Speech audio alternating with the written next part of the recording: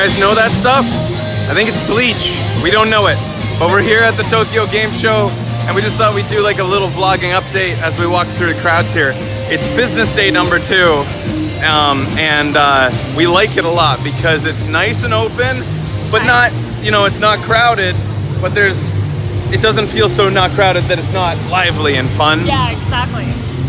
And they got 3 major show floors, and we've done tons of 360 footage walking through, so you guys will be able to see everything later on. But what have you thought, Becky, of the thing in general, like how it feels? In general, it feels awesome. It feels like a PAX. It feels like a Gamescom. It's English friendly, but there's still a lot of Japanese games. And I think it'll feel a lot more like PAX tomorrow, although I've heard that heard about Public Day like a horror story. People are like, has no one told you? Have you not heard the tale of Public Day TGS? So we'll see what it feels like. Like, despite it being business day, lots of people here seem a lot like us, just normal gamers. Yeah. Press, you know, like lots of just, who knows why they're here or what. They could be YouTubers, they could be just like affiliated with the companies. It's Handsome Man! Oh my god. It's Handsome Man who does Yakuza, and he does the game called Judges.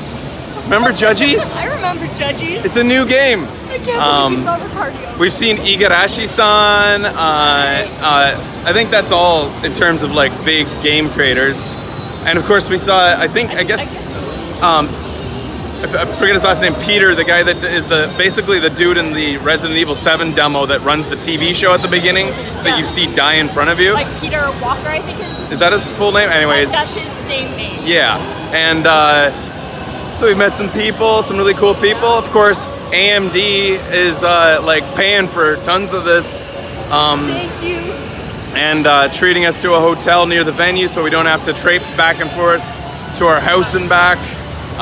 Which is really nice, so we can get more time on the show floor, feeding us. Plus, they're cool people, especially Annie, who happens to be a fan of the show, who hooked us up with the sponsorship, who works at AMD. So it's all paying off in the end, as these little people grow up to get real people jobs, watching us as they go through college and stuff, and then they get real people jobs, and then we fucking cash in. I just hit you in the face. You did. I'm sorry. Can I say one thing? Yeah, go for it. Like TGS? Yeah. Booth babes abound. There's booth babes everywhere in today's social climate on the western side would be unacceptable over here. And not a single booth bro. No booth bros. And they're all like in very loosely like clothed in the style of the brand or the game. The colors, maybe. But it doesn't say, it seems to be an afterthought. It's just like they're there because it's their job to look cute and have photos taken of them very closely. Often have their thongs showing in the back. Sometimes they have thongs showing in the back. I've seen that actually quite a few times. It's pretty hoochie. It's pretty startling if you're not used to it. Yeah. I mean, going in, we knew that would be the thing here. We knew that was a thing. But it was still something we remarked on. I think it's going to be 10 times worse on Public Day when there's even more shameless people getting really close up and taking photos of them. But such as it is, it's, you know, change moves slowly. It's not the worst thing in the world. It's just, it's a little bit like, After being to so many conventions and seeing it, you're just like, at least give us some booth bros. yeah. Anyways, that thing's cool. There's a few cute little things here. It shoots smoke at you, win or lose. Yeah. They got some like Nintendo. Whoa! I just realized Nintendo doesn't like have a major booth. PlayStation has a huge one, which is I think just over there.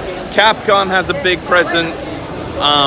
And we'll be showing you guys all this on like a post-show wrap-up, all the footage and all the... Nintendo has like an indie area. Yeah, they've sponsored like a giant indie area, and there are a ton of games set out that say on the Switch, but Nintendo itself doesn't have like a booth. They don't have like at Gamescom, they had this... What was that Ubisoft that paid for that? The giant rabbit. Yeah, that was Ubisoft. So like, I don't even know if they had a thing. That's just Nintendo these days. They don't go for the big thing. Yeah. But anyways, it's cool. We've checked out all the, of course, because AMD brought us here. They've got the DMM Games booth over here that they're sponsoring, which has a really cool game. What's it called again, that game? It's got like a Coraline-looking mascot. It's called Identity V. Identity V. Which And almost... like a terrifying clown. We might check that out on the show because it looks like one of those 4 players versus 1 killer type games, except in a more, but more like a stylized, like sort of cartoony version of that. Of course, Twitch is here. Oh my god, the clown's out. Twitch does have a Japanese contingent. DMM Games, if you're not familiar, DMM in general, they're like a digital distributor. Think Amazon, but with digital downloads, I think, is the way that you could describe them. And yeah, the clown's back there. I don't know if you can see, there he is. AMD has been showing off a whole bunch of stuff with Capcom. Like we got to see the Resident Evil 2 debut trailer here at TGS. Not the debut for the game, but the debut, like, it was a debut of that trailer, and it was cool. And it is looking good, despite what I said on the show before during that like pre-TGS Sony stage show thing with horrible compression. Right. I was worried when I saw that because it looked so like flat, but if you see it in person, if you see it in a much higher quality, it's looking pretty good. It's using the Resident Evil 7 engine. They talked a lot about that on stage, and it's got a lot of shiny. So that's always good. Funny thing is, tons of booths say no cameras. How the hell are you gonna stop that? In this day and age, no cameras? Wild. And where do you draw the line? There's a booth over here. Can I not like have your booth in the background? And then there was another sign that said no Wi-Fi is prohibited. Wi-Fi is prohibited on the show floor. What? Really? How are you gonna stop that? You can't stop that. Phones as they come in. They have a dog that can like sniff out Wi-Fi, and he starts sniffing you and barks. Wi-Fi dog? Yeah, then they fucking take you down with tasers. This is in Canada. Biohazard over here. I was confused. Even with this many years being in the video gaming space, Biohazard still confuses me when I see the name. I'm like, what? That looks like Resident Evil. Whoa! Done it! Biohazard! Over here they got this thing called Gun Shop Kendo, which I don't know. Is that a thing from Resident Evil? Gun Shop Kendo? But anyways, it's just selling airsofts, but it's like right in the Resident Evil booth. Anyways, there's lots of crazy crap, and we're only showing you, we just succeeded in walking through 2 of the 3 major halls. Yeah. And there's an indie space to show as well. So again, Another big hall. all of that will be wrapped up in Tokyo, or in the post-show. We'll show you some tours of that and stuff. But that's your update, guys. I think I'm gonna upload this to the main channel just to give you guys an update. If you don't follow us on Twitter, you should, because you'd be getting all kinds of updates way before this vlog came to this channel.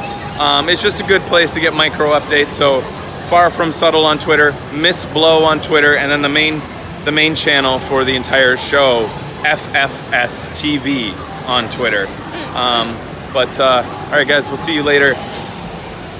From Tokyo, we love you.